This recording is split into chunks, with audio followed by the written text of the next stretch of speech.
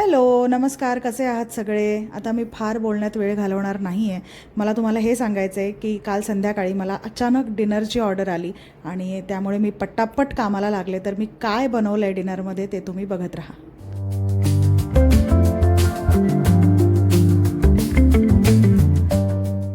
घरात भिजवलेला अख्खा मसूर होता, त्यामुळे अख्खा मसूरचीच आमटी बनवायची असं मी ठरवलं. कुठलंही कडधान्य कुकरमध्ये पटकन शिजतं जर ते भिजवलेलं असेल तर. मी युजुअली 2-3 प्रकारची कडधान्य भिजवून फ्रीजमध्ये स्टोअर करून ठेवत असते, जेणेकरून अशी अचानक मला कधी ऑर्डर आली तर फोडणी देऊन पटकन एखादी उसळ किंवा आमटी बनवता येते. मला तुम्हाला हे सांगायचं आहे की या डिनरच्या ऑर्डरसाठी मी जे जे काही पदार्थ बनवले त्यातली कुठलीही रेसिपी मी डिटेलमध्ये शूट नाही करू शकले, कारण ऑफकोर्स मला टाईम लिमिट होता. जसं मी तुम्हाला सांगितलं, तर मला वेळेच्या आत ह्या सगळ्या गोष्टी बनवायच्या होत्या. तर मी पटापट एकीकडे मसुरेची आमटी चढवली कुकरला, दुसरीकडे मी लगेच डाळ शिजायला ठेवली, त्यानंतर आता इथे भात मी शिजायला ठेवते आहे. पण त्यातूनही मी एक रेसिपी शूट केली डिटेलमध्ये तुम्हाला दाखवायला, ती म्हणजे काकडी आणि दह्याची कोशिंबीर. तर इथे मी दही फेटून घेतलेलं आहे 2 चमचे, त्यामध्ये एक काकडी बारीक चिरून नाही चोचून घातलेली आहे, कोथिंबीर घातली, त्यानंतर दाण्याचा कूट घातला आहे, चवीनुसार मीठ, थोडीशी साखर आणि हे सगळं मिक्स केल्यानंतर त्यावरती जिरं, मोहरी आणि हिंगाची फोडणी घालायची असते, जी मी घालायला म्हणजे शूट करायला विसरले. एनिवेज पटकन इथे शिरा करून घेतला आणि जसजसा माझा एक एक पदार्थ तयार होत होता तसतसा अमित पॅकिंग करायला घेत होता, त्यामुळे माझी कामं ना अशी पटापट होत होती. आणि जवळजवळ 40 मिनिटात माझा संपूर्ण स्वयंपाक बनवून झाला आणि हे बघा आपलं पार्सल इथे तयार झालेलं आहे and it is absolutely ready to be delivered. तर अशा प्रकारे ऑर्डर डिलिव्हर करून झाल्यानंतर मी लगेचच किचन आवरलं आणि त्यानंतर मी आणि अमित पटकन जेवायला बसलो. आणि इथे मी माझ्या ताटाचा व्हिडिओ मुद्दाम शूट केला आहे तुम्हाला दाखवण्यासाठी. मसुरेची आमटी आहे, शिरा आहे, कोशिंबीर आहे, पोळी आहे आणि अर्थातच वरण भात देखील आहे, जो मी नंतर घेतला होता. रात्रीचे 11 वाजलेत आणि झोपण्याआधी दुसऱ्या दिवशीचं प्रिपरेशन चालू आहे माझं, हे तुम्हाला अर्थातच लक्षात आलंच असेल. तर उद्या मला साबुदाण्याची खिचडी बनवायची आहे, त्यासाठी मी इथे साबुदाणे भिजत घालते आहे. आणि साबुदाणे मी छान 2-3 वेळा धुवून घेते स्वच्छ.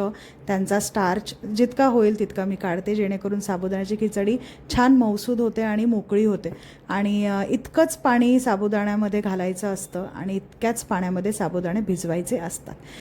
चला तर मग आता हे साबुदाणे रात्रभर छान भिजतील. आपणही आता झोपायला जाऊयात आणि उद्या भेटूयात. Good night. दुसरा दिवस आहे. साबुदाण्याची खिचडी बनवायची तयारी इथे चाललेली आहे. तर मिक्सरमध्ये मी 2 हिरव्या मिरच्या आणि जिरं वाटून घेतलेलं आहे. हिरव्या मिरच्या तुम्ही तुमच्या हिशोबाने घेऊ शकता.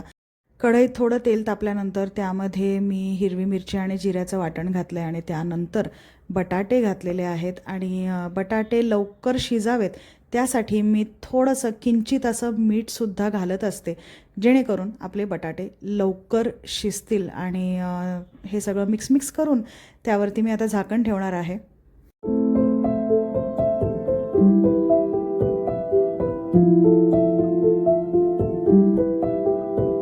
बटाटा छान शिजला आहे, त्यामध्ये आता काल रात्री भिजत घातलेले साबुदाणे मी घालते आहे. आणि साबुदाणे घातल्यानंतर लगेचच मी दाण्याचा कूट घालत असते. मीठ मात्र मी या स्टेजला कधीच घालत नसते खिचडीत, कारण त्याने ना साबुदाणा चिकट होण्याची शक्यता असते, त्यामुळे ती रिस्क मी कधीच घेत नाही. मीठ मी सगळ्यात शेवटी घालत असते, खिचडी तयार झाल्यावर घालत असते.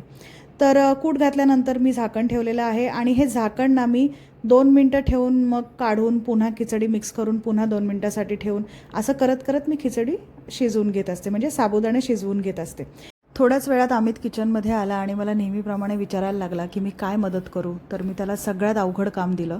अवघड म्हणजे ते काम मला अवघड वाटतं, साबुदाण्याच्या पापड्या तळणं. मला साबुदाण्याच्या पापड्या तळताना थोडी भीती वाटते, कारण तेल इतक्या प्रमाणात आपल्या हातावरती आणि तोंडावर आणि कुठे कुठे उडत असतं, त्यामुळे मी कायम हे काम अमितला देते करायला. तर तुम्ही बघू शकता व्हिडिओमध्ये पण दिसतंय हे तेल किती चटाचट असं उडतं आहे, तर मला थोडीशी भीती वाटते. तर चला आता आपली खिचडी इथे तयार झालेली आहे आणि तुम्ही बघू शकता किती मौसूद आणि किती मोकळी अशी ही खिचडी झाली आहे. आणि आता मला आणि अमितला खूप भूक लागली आहे. पापड्या तळून झाल्या आहेत, बटाट्याचा कीस तळून झालेला आहे आणि अमितला ना त्याच्या खिचडीवरती अशा प्रकारे कोथिंबीर घालून खायला आवडतं.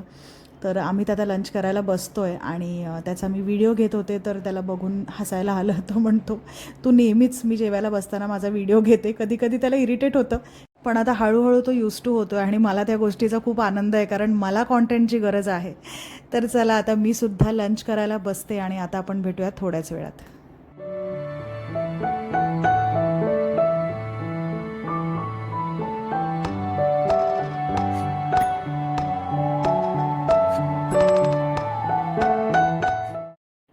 हे पहा, हे बघून तुम्हाला असं वाटेल यांची आत्ताच जेवणं झाली आहेत आणि तरी एवढा घाट का घातला आहे. तर झालं असं की मला अचानक थालीपीठांची ऑर्डर आली आणि अर्थातच मी लगेचच किचनमध्ये पुन्हा आले थालीपीठं बनवायला आणि अमित देखील आला आणि तो इथे दही पॅक करतो आहे. तर माझी थालीपीठं पटापट बनवून झाली आणि मी आता ती थालीपीठं पॅक करायला घेते आहे. या बिझनेसमध्ये ना मला एका गोष्टीचा खूप अनुभव येतो की जेव्हाही म्हणजे ज्या क्षणाला मी असं ठरवते ना की आता झालं, चला सगळं किचन आवरलं, आता आपण जरा निवांत बसू किंवा दुसरी कुठली तरी ॲक्टिव्हिटी करू, तितक्यात मला कॉल येतो आणि लगेचच दुसरी ऑर्डर येते. पण अर्थात मला या गोष्टीचा खूप आनंद आहे, कारण असं व्हायला पाहिजे, मला ऑर्डर्स आल्या पाहिजेत असं मला वाटतं ऑफकोर्स. तर माझी थालीपीठं इथे बनवून झाली आणि गरम गरम थालीपीठं मी ह्या पॅकेटमध्ये पॅक करते आहे.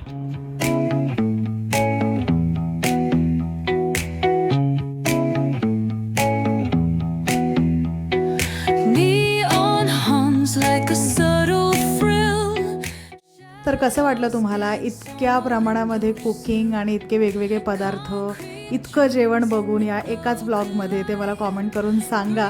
काय करू, माझं रुटीन सध्या असंच आहे आणि तुमच्या साथीने, तुमच्या आशीर्वादाने हे अजून असंच ग्रो करो असं मला वाटतं.